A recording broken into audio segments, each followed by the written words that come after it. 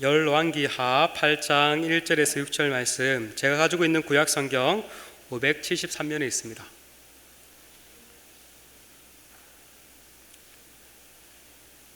다 찾았으면 함께 교독하시겠습니다. 제가 먼저 8장 1절 읽겠습니다. 엘리사가 이전에 아들을 다시 살려준 여인에게 이르되 너는 일어나서 내 가족과 함께 거주할 만한 곳으로 가서 거주하라. 여호와께서 기근을 부르셨으니 그대로 이 땅에 7년 동안 임하리라 하니, 여인이 일어나서 하나님의 사람의 말대로 행하여 그의 가족과 함께 가서 블레셋 사람의 땅에 7년을 구하다가 7년이 다음에 여인이 블레셋 사람들의 땅에서 돌아와 자기의 집과 전투를 위하여 호소하려 하여 왕에게 나아갔더라.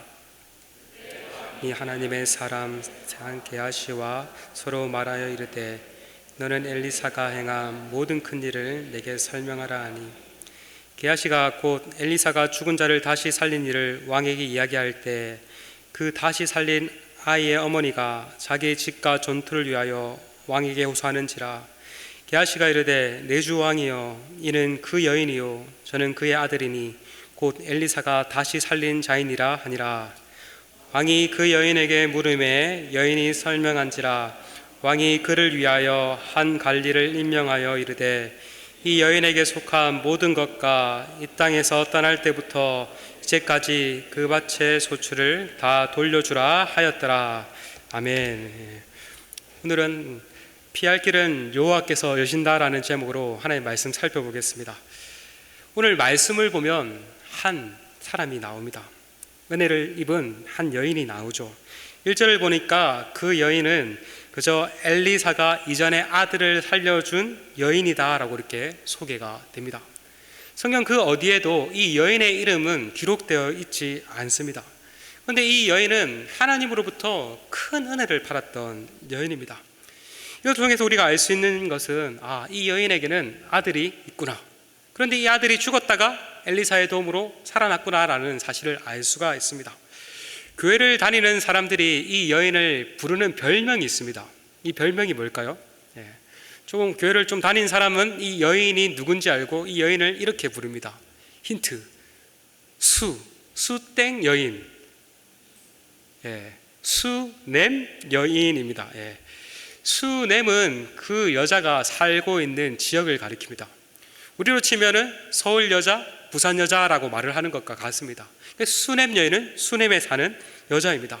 이 수냄 여자 이야기는요, 오늘 본문 8장에서 처음 등장하지 않고 앞선 4장에서 처음 등장합니다.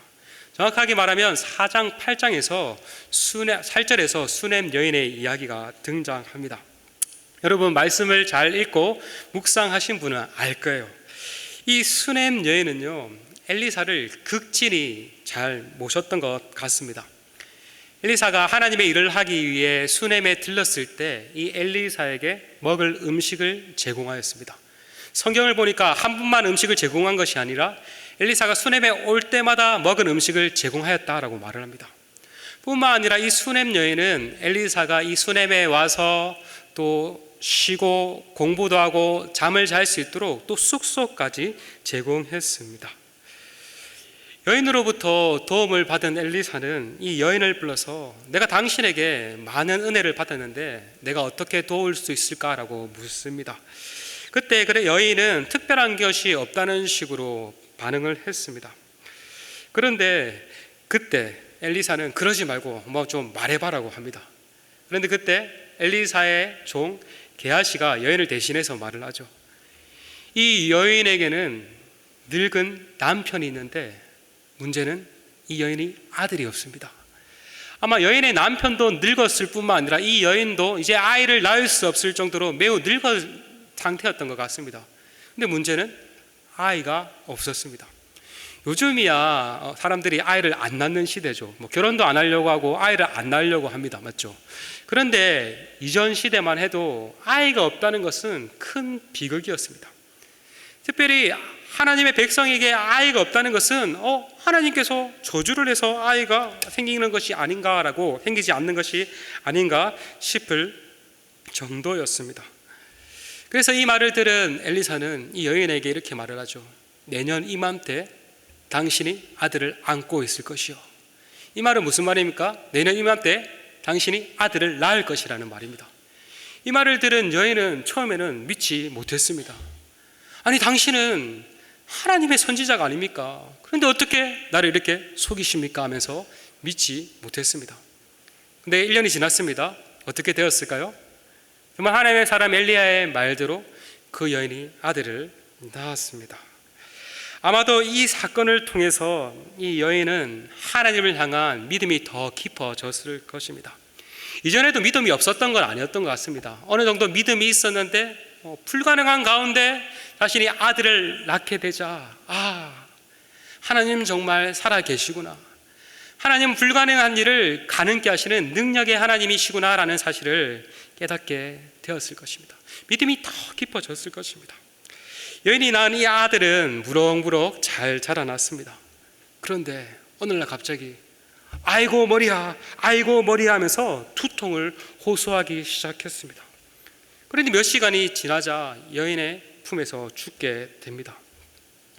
하나님의 능력으로 기적적으로 얻었던 그 아들이 갑자기 죽었습니다. 이 여인의 심정이 어떻겠습니까? 정말 말로 다 할 수 없겠죠. 정말 하늘이 무너질 것 같고 정말 그 상실의 아픔이 너무나도 컸을 것입니다. 그런데 이런 상황 가운데 속에서도 여인은 하나님을 원망하지 않고 침착하게 행동합니다. 죽은 자신의 아들을 엘리사가 머물던 방에, 특별히 엘리사가 눕던 침대에 눕히고 엘리사를 찾아갑니다. 엘리사를 만난 여인은 자신의 아픔을 호소했고 엘리사는 여인에게 나아와 그 아들을 살리는 놀라운 일을 행합니다. 이처럼 하나님께서는 엘리사를 통해서 이 수넴 여인에게 2번이나 크신 은혜를 베푸셨습니다. 아들을 낳을 수 없는 상황 가운데 아들을 낳게 하셨고 아들이 죽은 상황 가운데 아들을 다시 살리셨습니다. 여러분, 이 2번의 사건의 공통점이 무엇일까요? 무엇인 것 같습니까? 첫 번째 은혜는 아들을 낳을 수 없는 가운데 아들을 낳게 하셨고, 두 번째는 아들이 죽은 상황 가운데 아들을 살리셨습니다. 이 두 사건의 공통점은 무엇일까요? 그것은 바로 생명을 주신 사건입니다. 생명의 하나님께서 이 여인에게 생명을 허락하셨습니다. 이 사건들을 통해서 이 여인은 하나님이 생명을 주관하시는 분이시오, 생명을 주시는 분이시라는 것을 깊게 깨닫게 되었을 것입니다. 그런데 이 수넴 여인에게 베풀어준 이 생명의 은혜는 여기서 끝이지 않습니다. 오늘 본문에서도 계속됩니다. 오늘 말씀은 엘리사가 수넴 여인을 찾아가 말한 것으로 시작합니다. 한번 우리 1절을 함께 읽어볼까요? 시작. 엘리사가 이전에 아들을 다시 살려준 여인에게 이르되 너희는 일어나서 내 가족과 함께 거주할 만한 곳으로 가서 거주하라. 여호와께서 기근을 부르셨으니 그대로 이 땅에 7년 동안 임하니라 하니. 엘리사가 수넴 여인을 찾아가서 뭐라고 말을 합니까? 이스라엘 땅에 무려 7년 동안 기근이 뭔지 아시죠 여러분? 농사가 잘 되지 않아서 곡식의 소출이 없고 쫄쫄 굶는 것을 가리켜서 기근이라고 합니다. 1년도 아니라 7년 동안 기근이 있을 것인데, 그러니까 더 이상 이 땅에 머물지 말고 다른 지역으로 가라라는 것입니다. 여러분, 기근이 몇 년 동안 있을 거라고요? 7년입니다. 7년. 7년 동안 곡식이 자라지 않고 그로 인해서 굶주린다. 한번 생각해 보십시오. 잘 와닿지 않죠? 지난 이틀 동안 폭우가 쏟아져서 난리가 났습니다. 하천이 불어나고 도로가 침수되고 차량이 통제되고 난리가 났죠. 그런데 이런 자연재해가, 우리 이틀만 비가 와도 이렇게 난리가 나는데 이런 자연재해가 오랫동안 지속된다면 어떻게 될까요? 농사는 물론 기업의 생산 활동이 완전히 제대로 감당할 수 없을 것입니다. 중단될 것입니다. 그로 인해서 경제가 침체되고 또 취업도 안 되고 직장에서 잘리고 그로 인해서 먹고 살기가 힘들 것입니다. 예전에는 여러분은 좀 경험해 봤는지 모르겠지만 제가 어렸을 때 초등학교 다닐 때 우리나라에도 이 비슷한 일을 경험했습니다. 국가 부도사 때 IMF라는 사태를 여러분 한번 들어보셨죠? 국가가 부도가 나가지고 이런 침체의 상황이 있었는데 무려 이런 상태가 7년 동안 있다라고 한번 생각해 보십시오. 끔찍하죠, 맞죠? 대학생들 취업을 해야 되는데 취업도 못하고, 부모님이 일을 해야 되는데 직장이 없어서 일도 못하고, 끔찍하죠. 이런 상태가 7년 동안 지속되었다. 와, 생각만 해도 답이 없습니다. 이처럼 엘리사는 7년 동안 이스라엘 땅에 기근이 있을 것이다 라고 말을 했습니다. 근데 이 기근을 누가 주셨다라고 말을 합니까? 1절을 보니까 여호와께서 부르셨다, 하나님께서 기근을 콜하셨다라고 말을 합니다. 이 말은 무슨 말입니까? 하나님께서 기근을 내리셨다라는 말입니다. 왜 하나님께서 이스라엘 땅에 기근을 내리셨을까? 그것은 바로 이스라엘의 죄악 때문이었습니다. 이스라엘 땅에 내려진 이 기근은 이스라엘의 죄악에 대한 하나님의 심판이었습니다. 하나님께서는요, 이스라엘 백성들에게 약속의 땅을 주시고 그들에게 말씀하셨어요. 너희가 이 땅에서 내 말에 순종하면 복을 얻게 될 것이지만 불순종하면 저주를 얻게 될 것이다 라고 말씀하셨습니다. 많은 저주들을 말씀하셨는데 그 저주 중 하나가 기근이 포함되어 있습니다. 앞서 아합이 이스라엘의 왕으로 다스리고 있을 때에도 기근이 있었습니다. 이스라엘에 많은 왕들이 있는데 여러분, 다른 왕들 19명의 왕들 다 기억할 필요 없지만 그래도 인간적으로 여로보암, 첫 번째 왕인 여로보암과 8번째 왕인 아합은 기억해야 합니다. 왜 이 왕들을 기억해야 되냐? 이 왕들이 좋은 왕이라서 기억하라는 것이 아니라 가장 나쁜 왕, 가장 악한 왕이기 때문에 기억을 해야 합니다. 아합은 이스라엘 왕들 중에 가장 악한 왕이었습니다. 성경을 보니까 그를 평가하길 악했던 여로보암보다 더 악했다라고 말을 합니다. 그는 바알 신을 섬기는 본고장인 시동한 엣바알의 딸인 이세벨이라는 여자와 결혼을 하였고, 이세벨이 섬기는 바알을 숭배했습니다. 하나님을 섬겨야 되는데 바알을 섬겼습니다. 그런데 문제는 자신뿐만 아니라 온 이스라엘 백성들로 하여금 하나님을 떠나 바알을 숭배하도록 만들었습니다. 이것이 하나님 보시기에 큰 죄악이었죠. 이러한 이스라엘의 죄악에 대해서 하나님은 그때는 엘리사의 스승 엘리야를 보내셔서 기근을 선포하게 하십니다. 우리 열왕기상 17장 1절 한번 읽어보겠습니다. 시작. 길앗에 우고하는 자 중에 디셉 사람 엘리야가 아합에게 말하되 내가 섬기는 이스라엘의 하나님 여호와께서 살아계심을 두고 맹세하노니 내 말이 없으면 수년 동안 비도 이슬도 있지 아니하리라 하더라. 엘리야가 아합 왕에게 가서 이렇게 선포하죠. 하나님의 말씀이 있지 않으면은 이제 더 이상 비도 이슬도 한 방울도 이스라엘 땅에 내리지 않을 것이라고 선언합니다. 그런 뒤에 이제 딱 떠났어요. 진짜 그 뒤로 이스라엘 땅에 비도 이슬도 한 방울도 내리지 않았습니다. 그러니 어떻게 될까요? 풀도 자랄 수 없고 곡식도 자랄 수 없고 그것을 먹는 가축과 사람도 굶어 죽을 수밖에 없었습니다. 이 기근이 얼마나 있었는지 아십니까? 야고보서를 보니까 3년 6개월 동안 기근이 있었다라고 말을 합니다. 그런데 이렇게 기근이 있었는데 이번에 오늘 엘리사 시대에는 몇 년 동안 기근이 있었다고요? 7년. 엘리야 시대에는 3년 6개월 동안 기근이 있었는데 엘리사 시대는 7년, 3년 6개월의 딱 2배입니다. 이것은 무엇을 의미합니까? 이때 이스라엘 죄가 아합 시대보다 2배나 더 악했음을 알 수가 있습니다. 이처럼 이스라엘의 죄악에 대한 하나님의 심판으로 하나님은 이스라엘 땅에 무려 7년이나 기근을 내리셨습니다.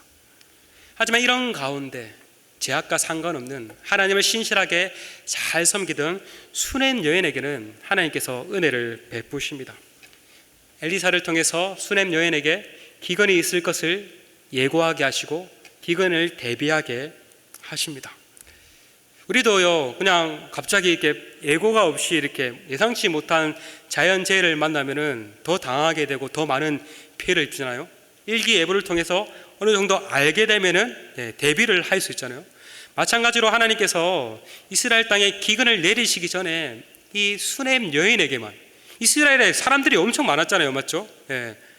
엄청나게 많았는데 이 수넴 여인 한 사람에게만 하나님께서 기근을 예고하셨습니다. 저는 이 말씀을 묵상하면서 왜 그래도 많은 사람들에게도 어느 정도 알릴 수도 있었을 건데 왜 수냄 여인에게만 기근을 예고하셨을까? 정확하게 답은 모르겠어요. 제가 내린 결론은 이 수냄 여인 외에는 많은 이스라엘 백성들이 그만큼 악했다라는 것을 깨달았던 것 같습니다. 엘리사로부터 이 기근 소식을 들은 이 수냄 여인은 어떻게 행동합니까? 우리 8장 2절에는 이렇게 행동합니다. 제가 한번 읽어볼게요. 여인이 일어나서 하나님의 사람의 말대로 행하여 그의 가족과 함께 가서 블레셋 사람들의 땅에 7년 우거하다가, 이거 그대로 띄워주세요. 자, 엘리사의 말을 들은 이 여인은 어떻게 행동합니까? 머뭇거리거나 망설이거나 고민하지 않습니다. 즉각 순종합니다. 2절을 보니까 일어나서 하나님의 사람의 말대로 행하였다라고 말을 합니다. 그냥 성경에서 엘리사의 말대로 행하였다라고 이렇게 기록을 해도 되는데 갑자기 하나님의 사람의 말대로 행하였다라고 말을 합니다. 이것은 무엇을 의미합니까? 이 여인이 단순히 엘리사 개인의 사람의 말로 들은 것이 아니라 엘리사를 통해지는 그 말이 하나님의 말로 들었다는 것을 알 수가 있습니다. 그래서 이것을 이렇게 읽을 수 있겠어요? 여인이 일어나서 하나님의 말씀대로 순종하여. 엘리사는 하나님의 사람, 곧 하나님이 세우신 선지자입니다. 선지자가 누구입니까? 선지자는 하나님으로부터 말씀을 받고 그것을 그대로 전하는 자입니다. 그렇다면 선지자의 말은 곧 누구의 말일까요?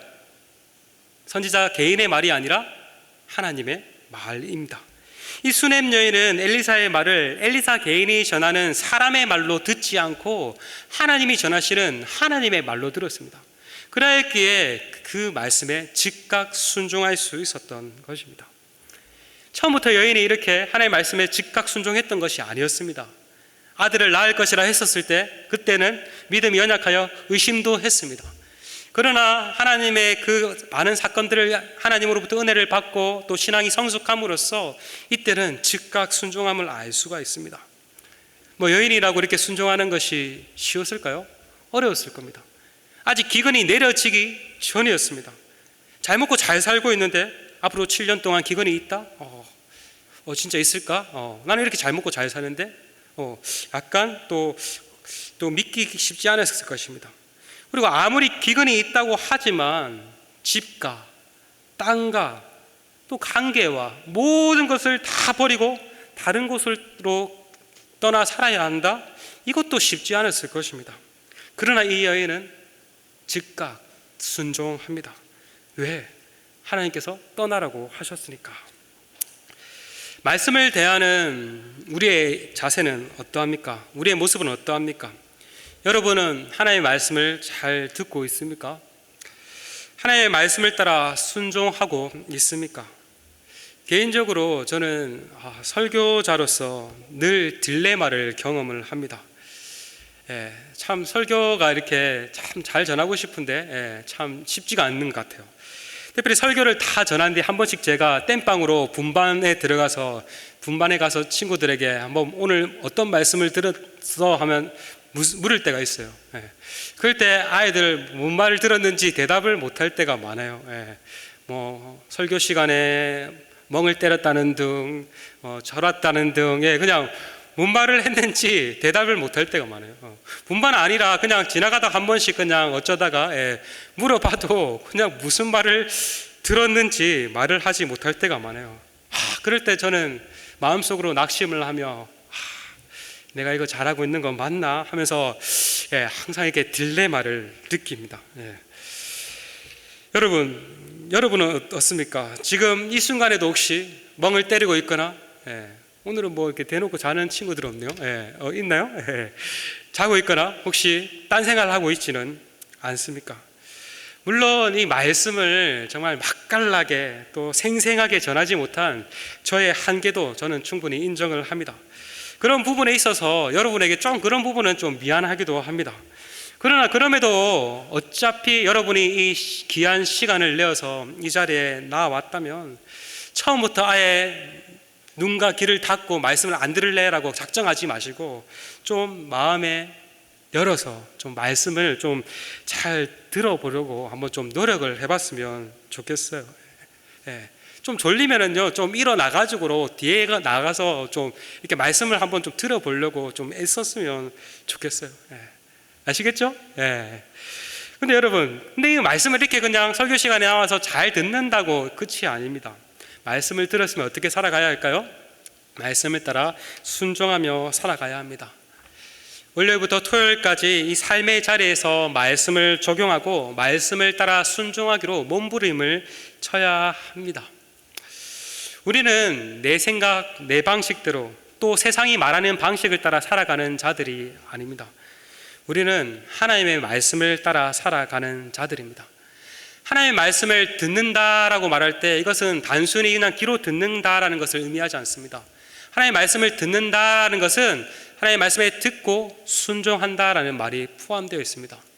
여러분 집에서도 엄마 아빠가 내 말 잘 들어라고 이렇게 말하는 것은 그냥 귀로만 잘 들어라는 것이 아니라 듣고 순종하라고 말을 한 거죠. 마찬가지로 하나님의 말씀을 잘 듣는다는 것은 하나님의 말씀을 잘 듣고 순종하는 것까지 포함이 되어 있습니다. 여러분, 그러므로 우리는 무엇보다 하나님의 말씀을 듣고 하나님의 말씀을 따라 살아가야 할 것입니다. 그럴 때 하나님의 은혜를 경험할 수가 있습니다. 그렇다면 이런 생각을 할 수 있겠죠. 하나님의 말씀을 잘 들으면 모든 것이 잘 되고 형통하겠네, 아무 어려움이 없겠네. 이거는 아닙니다. 그러나 세상이 알 수 없는 그 은혜를 하나님께서 말씀을 듣고 순종하는 자에게 부어 주실 것입니다. 아무튼 이 수넴 여인은 이처럼 하나님의 말씀을 잘 들었고 하나님의 말씀을 따라 순종함으로써 하나님의 크신 은혜를 경험했습니다. 하나님의 말씀에 순종함으로써 기근 가운데 생명을 얻을 수 있었습니다. 이렇게 이제 7년의 기근이 끝이 났습니다. 기근이 끝이 나고 이제 수넴 여인은 자신의 고향으로 돌아왔습니다. 그런데 또 예상치 못한 어려움이 발생합니다. 자신의 집과 땅, 자신의 모든 재산이 다른 사람의 소유가 되어 있었습니다. 이제 고향에서 이제 다시 생활을 해야 되는데 집도 필요하고 땅도 필요한데, 그런데 문제는 또 남편도 죽었던 것 같습니다. 남편도 죽고 자식도 아직 일할 만큼의 성장하지 못했던 것 같습니다. 이런 상황 가운데 아무것도 없이 다시 시작하기란 당시의 가부로서는 무척 어려운 일이었을 것입니다. 그래서 이 여인은 자신의 억울함을 호소하기에 왕에게 나아갑니다. 한편 이때 이스라엘 왕과 엘리사의 종 게하시가 대화를 하고 있었습니다. 이스라엘 왕은 게하시에게 엘리사가 어떠한 큰 일을 행했는지 한번 말해보라고 했습니다. 게하시가 엘리사가 행한 많은 큰 일들을 했겠죠. 근데 그때 게하시가 엘리사가 헷갈립니다. 엘리사가 수넴 여인의 아들을 살린 이야기를 하고 있을 때, 그때 갑자기 수넴 여인이 자신의 아들의 손을 잡고 왕에게 나왔습니다. 정말 기가 막힌 타이밍 아닙니까? 정말 기가 막힌 하나님의 타이밍입니다. 게하시는 왕에게 이렇게 말을 했습니다. 바로 저 여인이 제가 말한 그 여인입니다. 그 옆에 있는 아이가 엘리사가 살린 그 아이입니다 라고 알려주었습니다. 그 뒤 왕은 여인의 호소를 들었고 그 후 전담 관리를 세워서 여인에게 모든 재산을 돌려주고 또 그가 떠난 후부터 지금까지 그의 밭에서 난 곡식들을 다 돌려주라고 명했습니다. 그리하여서 기근이 끝나고 자신의 땅으로 돌아온 여인은 다시 또 살 수 있었습니다. 이처럼 수넴 여인은 하나님으로부터 큰 은혜를 입었습니다. 기근 전에도 하나님으로부터 큰 은혜를 입었을 뿐만 아니라 기근 후에도 큰 은혜를 입었습니다. 하나님께서 기근 전에는 선지자를 통해 직접 말씀하심으로 은혜를 베푸셨다면 기근 후에는 간접적으로 절명한 상황을 연출하심으로써 은혜를 베푸셨습니다. 이처럼 하나님께서는 때로는 직접적인 방식으로, 때로는 간접적인 방식으로 우리에게도 은혜를 베푸십니다. 하나님은 수넴 여인에게만 은혜를 베푸시는 것이 아니라 오늘날 하나님의 백성인 우리들에게도 하나님은 은혜를 베푸십니다. 우리의 삶을 간섭하시고 우리를 돌보고 계십니다. 내가 처한 상황과 현실을 바라보면 하나님이 살아 계실까? 하나님이 정말 나와 함께 하시기라도 한 걸까? 하며 하나님에 대해서 의심이 들기도 하고 하나님을 향한 원망이 들 때도 있습니다. 그러나 여러분, 그렇지 않습니다. 하나님은 지금도 여전히 살아계시며 지금도 여전히 우리와 함께 하셔서 우리에게 은혜를 베푸십니다. 하나님은 수냄 여인에게 아들을 낳게 하시고 아들을 살리시고 기근을 피해 살게 하시고 모든 재산을 회복하심으로 은혜를 베푸셨듯이, 생명을 베푸셨듯이 마찬가지로 우리에게도 크신 은혜를 베푸시고 생명을 이미 베풀어 주셨습니다. 우리 또한 수냄 여인과 같이 생명을 얻게 되었습니다. 하나님은요, 하나님의 아들 예수님을 이 땅에 보내주시고 예수님을 내어주시면서까지 우리에게 생명을 주셨습니다. 예수님을 통해서 우리는 영원한 생명을 얻게 되었습니다. 성경을 보면요, 예수님을 믿기 전에 우리의 상태는 죄로 인해서 하나님 보시기에 영적으로 죽어있는 상태라고 말을 합니다. 영적으로 죽어있는 우리를 예수님을 통해서 다시 영적으로 살리셨다라고 말을 합니다. 뿐만 아니라 우리는 죄로 인해서 하나님의 진노와 저주를 받을 수밖에 없는 그러한 진노의 자녀들이었습니다. 그러나 예수님을 통해서 그 진노가 거두어지고 영원한 생명을 얻을 수 있었습니다. 이미 하나님께서 예수님을 통해서 우리에게 이러한 크신 은혜, 크신 생명을 베푸셨습니다. 그런데 이것이 끝이 아닙니다. 우리는 생명을 얻었을 뿐만 아니라 또 지금도 하나님의 자녀로 살아가며 하나님의 돌보심 아래 살아갑니다. 하나님은 지금도 우리에게 기록된 말씀을 통해서 우리에게 직접적으로 또 말씀을 하시며 또 우리의 살아갈 길을 제시해 주십니다. 말씀을 통해서요, 또 하나님께서는 우리에게 또 가라고 하시고 또 멈추라고 하시고 우리가 살 길을 끊임없이 말씀하십니다. 근데 문제는 뭘까요? 하나님은 끊임없이 말씀을 하시고 은혜를 베푸시지만 우리가 마음이 다쳐서, 귀가 다쳐서 그것을 잘 감지를 못하고 있다는 사실이에요. 문제는 하나님이 아니라 우리에게 있죠. 뿐만 아니라 하나님은 지금도 보이지 않는 그 손길을 통해서 우리 가운데 또 은혜를 베푸시고 계십니다. 우리가 지금 누리고 있는 이 모든 것들이 별거 아닌 것 같죠.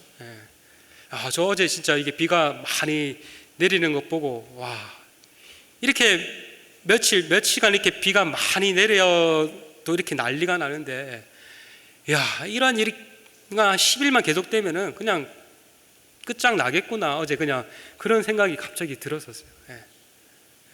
근데 어때요? 하나님은 또 적절한 때 또 비를 멈추시죠. 이 별거 아닌 것 같죠.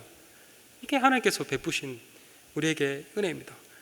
뿐만 아니라 우리는 잘 깨닫지 못하고 있지만 하나님은 우리 가운데 곳곳에서 은혜를 베푸시고 살아가게 하십니다. 이처럼 우리 성도의 처음부터 마지막까지는 모든 것이 하나님의 은혜입니다. 하나님께서 은혜를 베푸시지 않는다면 우리는 단 하루, 단 1초도 살 수 없는 존재들입니다. 그렇기 때문에 우리에게는 이 하나님께서 은혜를 베푸신다는 것을 늘 기억하고 하나님의 그 은혜를 감지할 수 있는 영적인 눈이 있어야 합니다. 그것이 없으면요, 하나님께서 이미 은혜를 베푸시는데 그것을 느끼지 못하고 하나님께서는 나에게 왜 은혜를 안 베푸실까, 하나님 나와 함께 하시지 않는가 봐며 하나님을 원망해서는 안 됩니다. 우리는 이 사실을 기억할 때 어떠한 상황 가운데 속에서도 넉넉하게 살아갈 수 있습니다. 특별히 이번 한 주 중고등부 친구들은 시험 기간이죠. 이 시험 기간이야말로 하나님의 은혜를 가장 필요로 하는 시간 아닙니까? 단순히 하나님 시험 잘 치게 해주세요라고 이런 기도만 하지 마시고, 물론 그런 기도도 하세요. 더불어 열심히 노력도 하세요. 최선을 다해 노력한 열매를 거두었으면 좋겠습니다. 아마 우리는 이렇게 기도했으면 좋겠어요. 하나님, 마음의 두려움과 염려들이 있는데 좀 그 가운데 또 평안함을 주시고 또 내가 열심히 잘 노력할 수 있는 그러한 노력의 마음을 주시고, 열심히 노력했지만 또 결과가 좋지 않을 때 낙심하지 않고 또 계속해서 달려갈 수 있는 은혜를 주세요라고 이렇게 기도하며 나아갈 수 있을 것입니다. 그렇게 우리가 기도할 때 하나님 은혜 베푸실까요? 안 베푸실까요? 은혜를 베풀어 주실 겁니다. 한번 이번 한 주간 정말 하나님의 그러한 은혜를 구하며 그 하나님의 은혜로 넉넉하게 시험을 또 잘 보내길 소망합니다. 청소년 친구들은 시험 기간만 시험이 있지만 청년 어른들은 날마다 시험 기간이죠. 맞죠? 그렇지 않습니까? 청소년 때도 힘들지만 어른들은 날마다 시험 기간입니다. 그래서 어떻습니까? 이런 문제와 어려움들만 묵상할 때 정말 낙심될 때도 많고 멘붕에 빠지기도 합니다. 그러나 여러분, 당장 자신의 상황만 묵상하지 말고 하나님께서 이미 우리에게 베푸신 그 은혜를 묵상합시다. 그리고 또 하나님께서 앞으로 베푸실 그 은혜를 기대하며 그것을 묵상합시다. 그럴 때 우리는 어떠한 상황 가운데 속에서도 낙심하지 아니하며 넉넉하게 이겨나갈 수 있을 것입니다. 청년들 또 장년들에게도 한 주간 이러한 하나님의 크신 은혜가 있기를 소망합니다. 간절히 바라기는 우리가 이번 한 주간도 하나님의 그 크신 은혜 아래서 또 마음껏 하나님을 찬양하며 하나님께 감사하며 나가는 우리가 모두가 되길 소망합니다. 시간 함께